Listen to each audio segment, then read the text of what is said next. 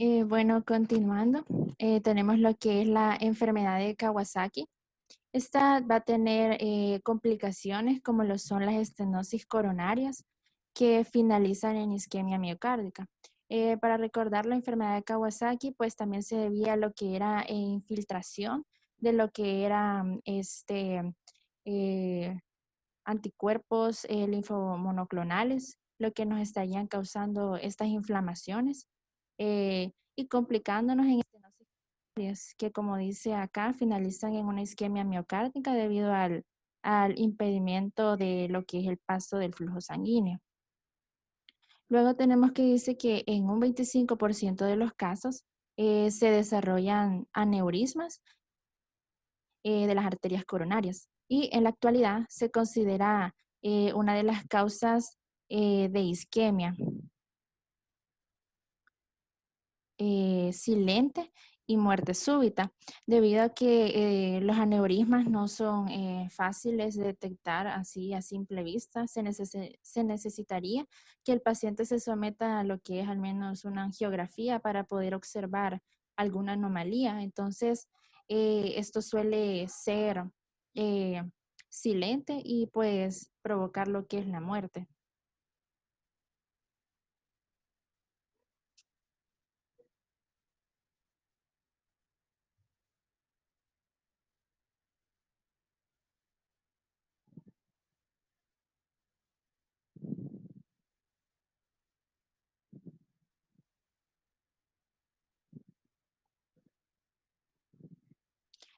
Para el diagnóstico, tenemos que hace falta la presencia de 5 de los criterios eh, de las manifestaciones. En la siguiente diapositiva estaremos viendo ese cuadro de los criterios diagnósticos, en el cual podemos ver también que si existen aneurismas coronarios, solo harían falta 4 criterios y es importante que consideremos que esta enfermedad también tiene un interés especial en la edad adulta.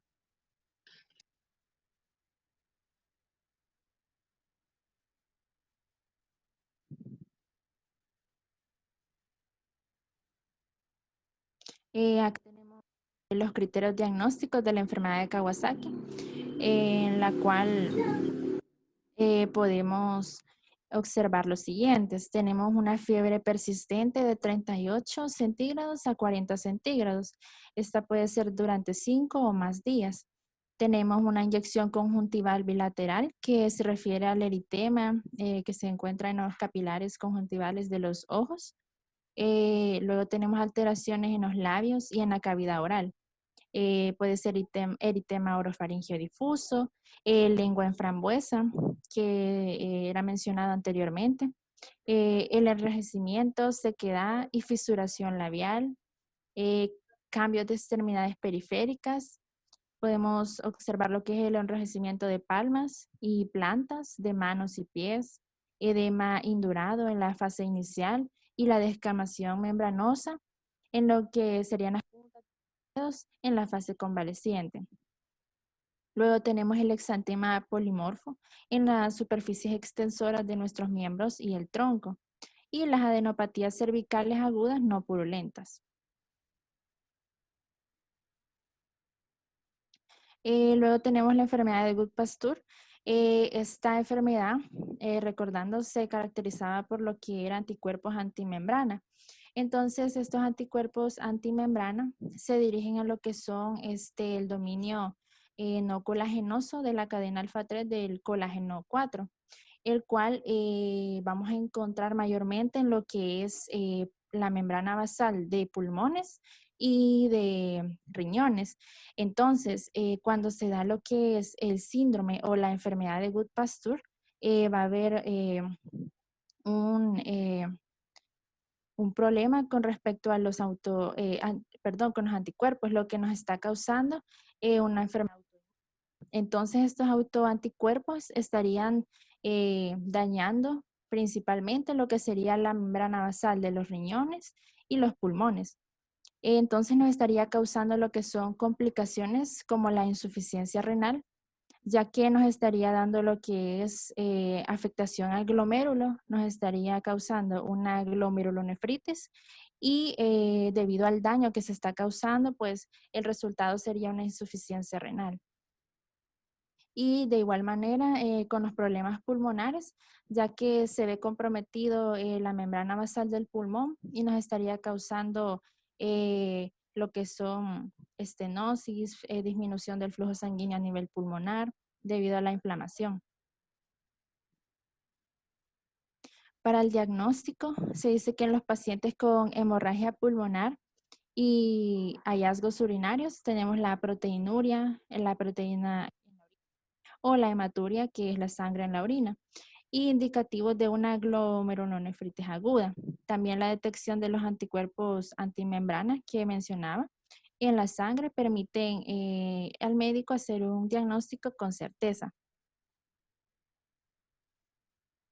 Luego acá tenemos una radiografía en donde se puede observar los pulmones y acá se ven estas manchas blancas, blanquecinas.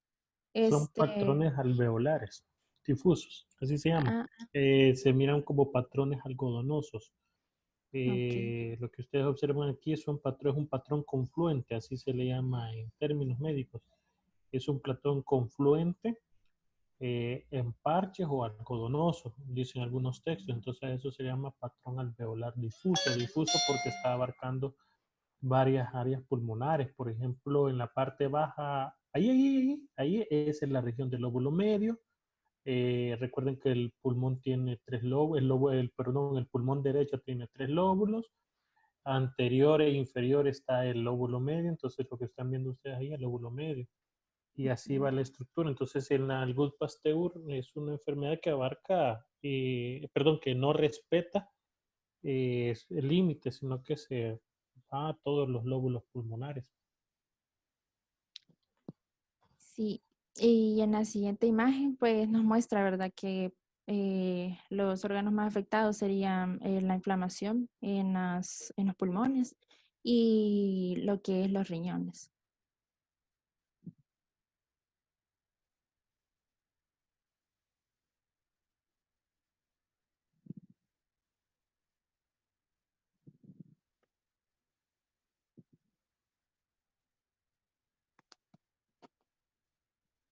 Luego tenemos la vasculitis crioglobulinémica, en las cuales también es una vasculitis que se da por infiltrado de anticuerpos. Y las complicaciones sería en un 40-80% de los pacientes existe una glomerulonefritis membranoproliferativa difusa con depósitos de lo que son depósitos de crioglobulinas y complemento con frecuencia leve. También tenemos la afección gastrointestinal y pulmonar. Es rara, pero también es potencialmente grave. Luego tenemos las manifestaciones clínicas de la crioglobulinemia, que aparecen como consecuencia de la oclusión vascular de los crioprecipitados o a consecuencia de una vasculitis por complejos inmunes, formado por las mismas crioglobulinas, más frecuente en las crioglobulinas mixtas. Eh, para el diagnóstico, tenemos que se basa en hallazgos clínicos y de laboratorio.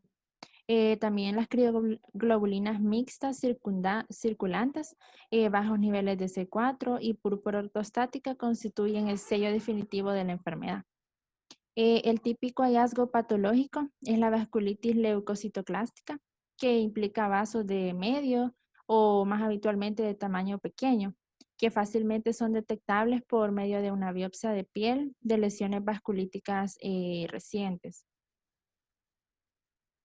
Y acá tenemos que se crearon criterios diagnósticos para la crioglobulinemia mixta, con el objetivo de unificar lo que son conceptos y facilitar el enfoque de estos pacientes. Tenemos criterios mayores y criterios menores. En los serológicos de los criterios tenemos crioglobulinas mixtas y bajo C4.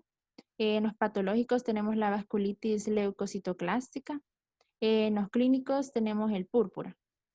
En los menores, en los serológicos, tenemos el factor reumatoideo positivo, lo que es el virus de la hepatitis B positivo, virus de hepatitis C positivo.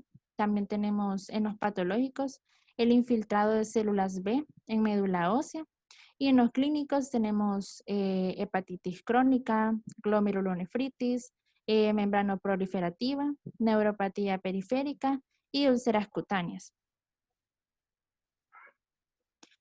Tenemos también la vasculitis por IgA o de Henoch-Schönlein, tenemos las complicaciones de angioedema, que también, ¿verdad? Esta vasculitis se caracteriza por el infiltrado de lo que es los linfomonocitos y nos estaría causando una inflamación eh, eh, superficial. Tenemos la neuropatía periférica que también nos estaría causando daño en los nervios periféricos y la disminución de lo que es la actividad sensorial. Se dice que esta enfermedad cursa con hipocomplementemia. Esto quiere decir que hay una disminución en la concentración de las sustancias del complemento y que se debe a la existencia de los autoanticuerpos contra el componente C1Q del complemento y dan lugar a una activación crónica y continua del mismo. En ocasiones se dice que se asocia al lupus eritematoso sistémico y al síndrome de Sjögren. En cuanto al diagnóstico, tenemos la vasculitis por IgA de Henoch-Schönlein, se basa en signos y síntomas clínicos. La muestra de biopsia de la piel puede ser útil para confirmar lo que es la vasculitis leucocitoclástica con depósito de IgA y C3 por inmunofluorescencia.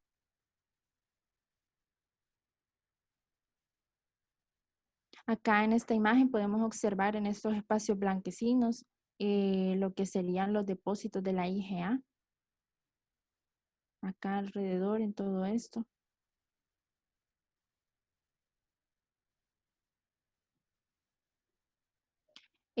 Luego tenemos lo que es la granulomatosis con poliangitis de Wegener, en la cual esta es una vasculitis que se caracteriza por ser granulomatosa necrosante, en la cual nos estaría causando complicaciones como la glomerulonefritis debido a la inflamación que se puede estar dando ya sea por granulomas, porque se está obstruyendo el flujo sanguíneo, los infiltrados pulmonares, nódulos pulmonares, pérdida visual y las lesiones orales, como úlceras gingivales. Para el diagnóstico, tenemos que el diagnóstico de la granulomatosis se realiza mediante la demostración de lo que es la necrotización. En el tejido pulmonar ofrece el rendimiento diagnóstico más alto, revelando casi siempre vasculitis granulomatosa. En la biopsia de la parte superior, el tejido de las vías respiratorias generalmente revela lo que es la inflamación granulomatosa con la necrosis. Y tenemos la especificidad de un ANCA, que es una antiproteinasa 3 positivo para la granulomatosis con poliangitis o de Wegener. Es muy alto y también especialmente si hay glomerulonefritis activa.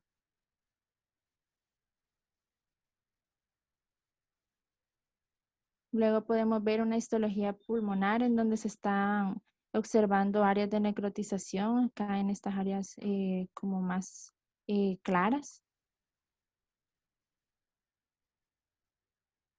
Y tenemos una tomografía computarizada de un paciente con granulomatosis con poliangitis, en donde se está observando infiltrados que pueden ser unilaterales, bilaterales o cavitarios.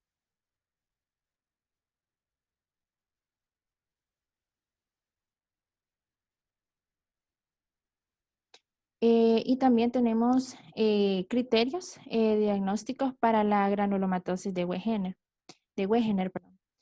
Tenemos la inflamación nasal u oral, en la cual vamos a tener úlceras orales con o sin dolor o secreción nasal purulenta o hemorrágica. Tenemos las alteraciones de la radiografía de tórax con nódulos, cavitación o infiltrados no migratorios ni fugaces. También tenemos alteraciones en el sedimento urinario, como la microhematuria, que van de mayor de 5 hematías por campo, o cilindros hemáticos. Presencia de inflamación granulomatosa en la biopsia, en la cual presenta inflamación granulomatosa dentro de la pared de una arteria o en la región perivascular o extravascular de una arteria o arteriola.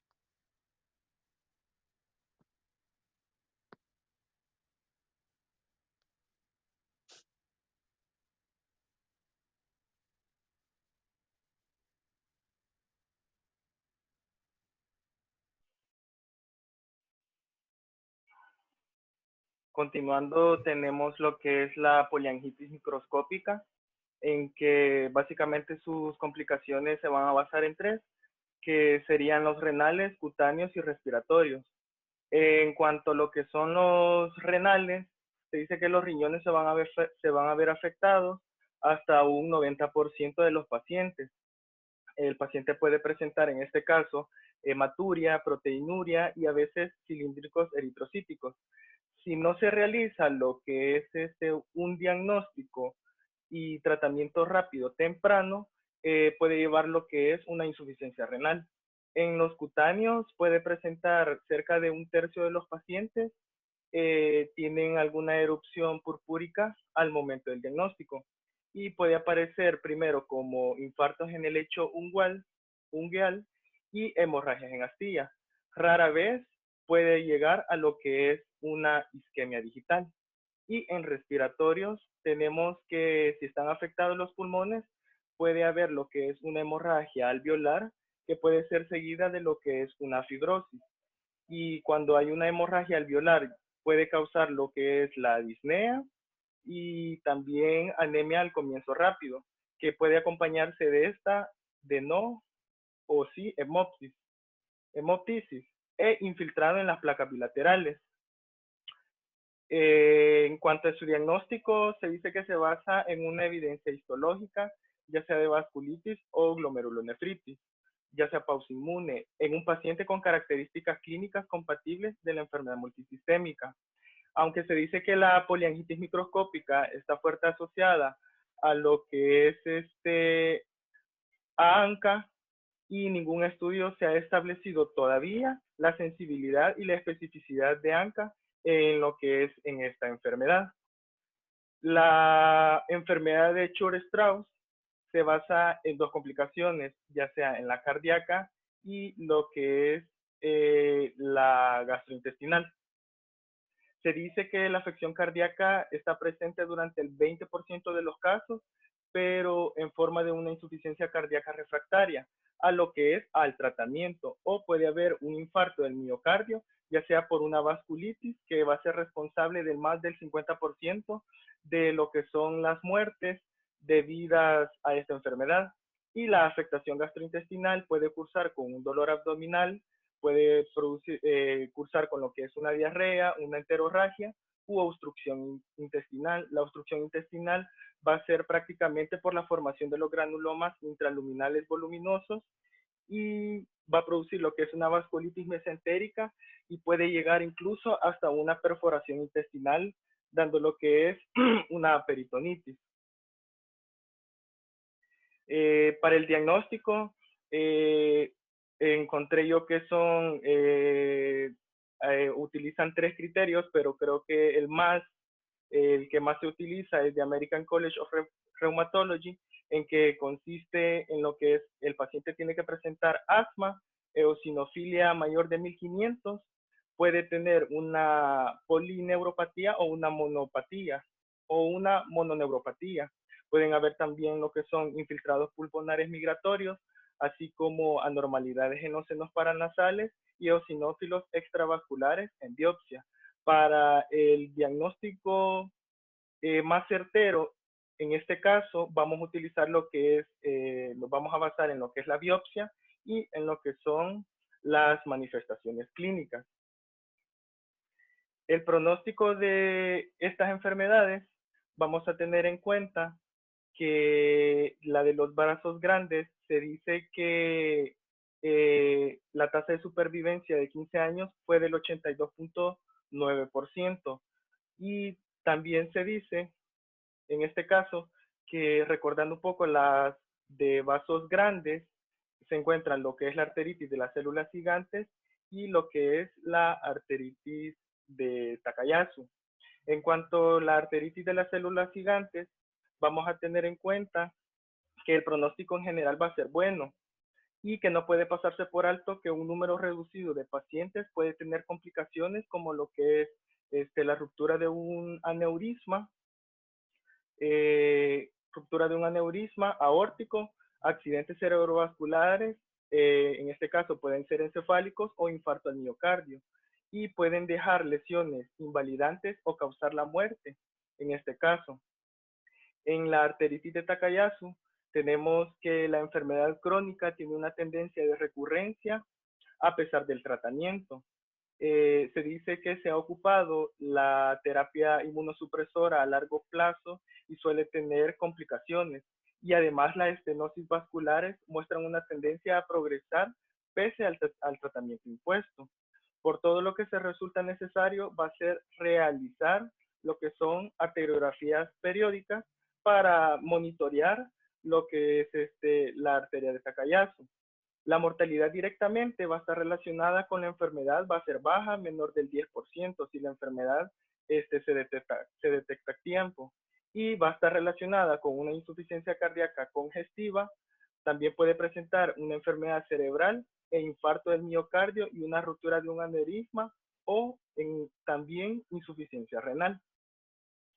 En cuanto a los vasos medianos, se dice que la sobrevida de PAN va a ser del 50% a 5 años y vamos a tener en la enfermedad de Kawasaki una resolución de la patología coronaria si esta es tratada a temprana edad.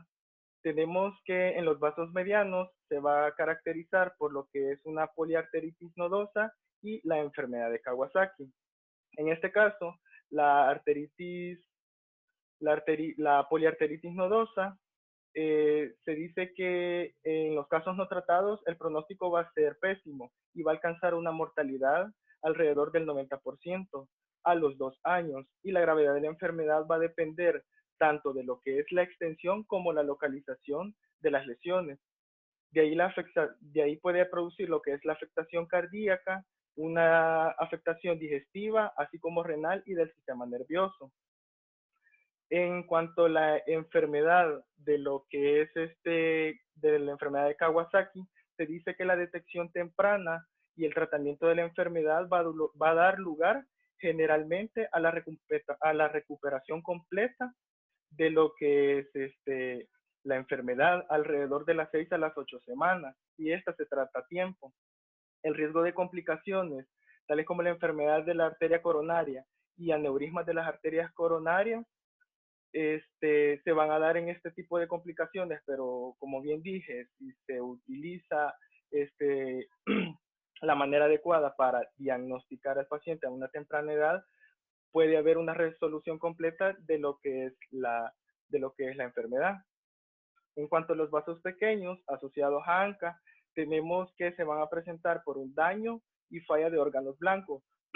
En este caso puede ser, están involucrados ya sea pulmón o riñón, y puede darse también unas recaídas, en algunos casos, entre el 50% y puede haber una remisión de igual manera del 50%.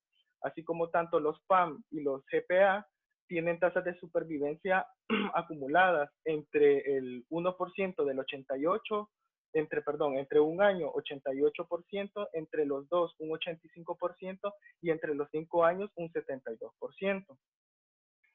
En cuanto a las vasculitis crioglobulinémica, tenemos que la mortalidad por esta enfermedad va a ser poco común, pero la presencia de lo que es la glomerulonefritis es un signo de mal pronóstico para lo que es el resultado general.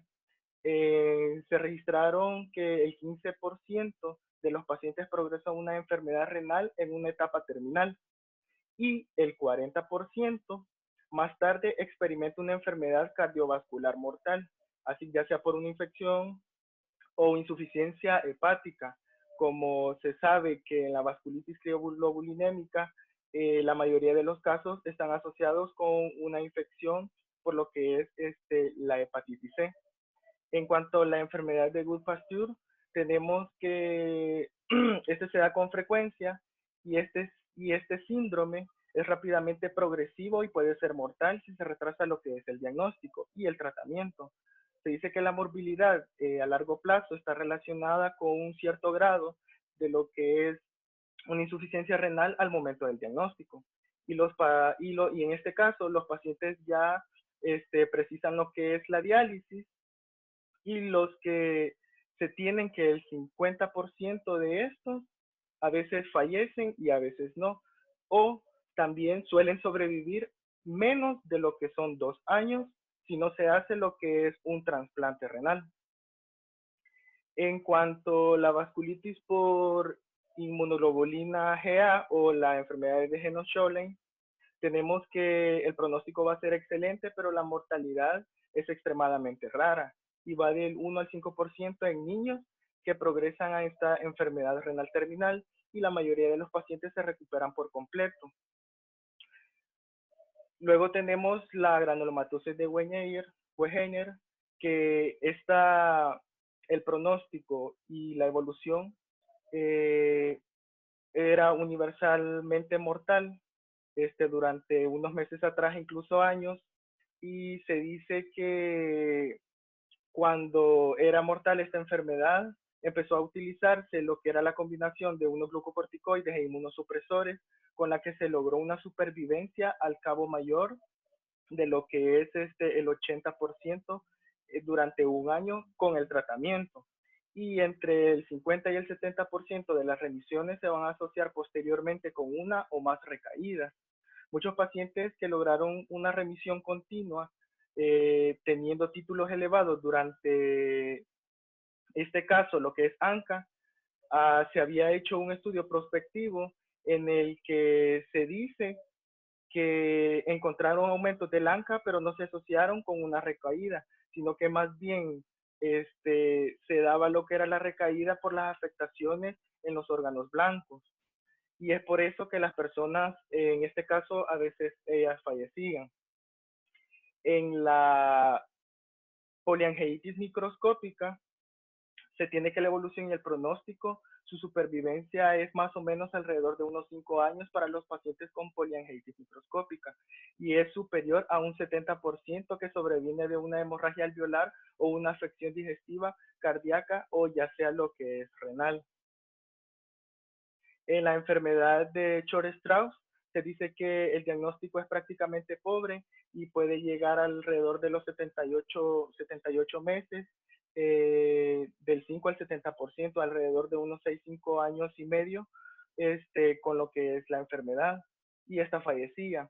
Y sus principales complicaciones era la afección renal y las cardíacas. Aquí tenemos lo que es una escala, o más bien dicho,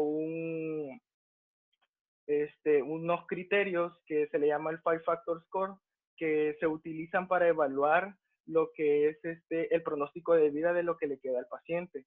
Por ejemplo, si un paciente presenta lo que es alrededor de una de estas afecciones, en este caso presenta una cardiomiopatía al paciente, se evalúa el nivel de mortalidad y se dice que si presenta únicamente una, va a ser del 26%, y así presenta mayor de 2, va a ser de un 46%. Aquí tenemos otro puntaje que se le conoce como lo que es el BVAS, que este es un índice clínico que está basado en un compromiso de los nuevos órganos. La actividad se va a definir además según el compromiso del órgano y si es de un inicio reciente o ha sido lo que es una enfermedad permanente. y cada sistema tiene su puntaje en contribución de la mortalidad. En este caso, esta es la versión número 3, creo que es del 2010, y en la que evalúa generalmente 9 sistemas. En este caso, aquí se le puede poner otros hallazgos clínicos. Ya uno va marcando en lo que es de acuerdo a lo que el paciente presente y si esta enfermedad es activa, por lo menos menores a 4 semanas. Se va a ir marcando.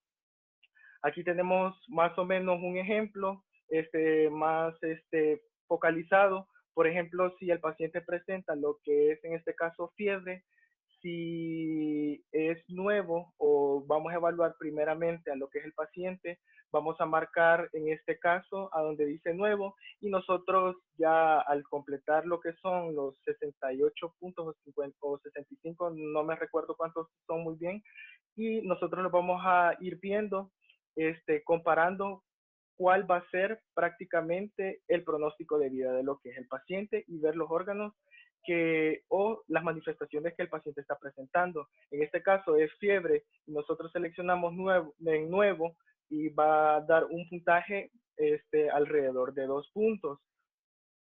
En este caso aquí lo tenemos, puntos nuevos o peores, en este caso se van a marcar como 2.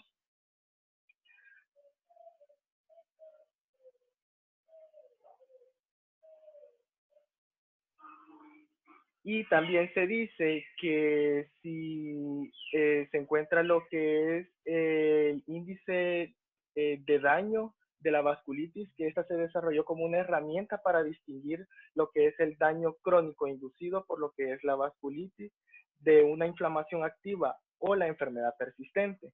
Y requiere que las manifestaciones de esta enfermedad estén presentes durante al menos 3 meses antes de ser calificadas como daño en lugar de una actividad continua. En el del puntaje de BVAS, ese se da prácticamente menor de 4 meses o lo que es un mes, pero en este caso, si las enfermedades ya persisten por más tiempo, que en este caso, 3 meses, se va a utilizar lo que es el índice de daño de vasculitis. Y en este caso, el índice de daño de vasculitis, incluye lo que son 64 elementos y que estas se van a clasificar prácticamente en los 11 grupos. Tenemos también lo que es la prevención, hábitos tóxicos como lo que es el fumar, los cigarrillos, la alimentación, tener una dieta balanceada, hacer ejercicio físico y también lo que es el sueño. Y aquí tenemos lo que son las bibliografías usadas. Y gracias.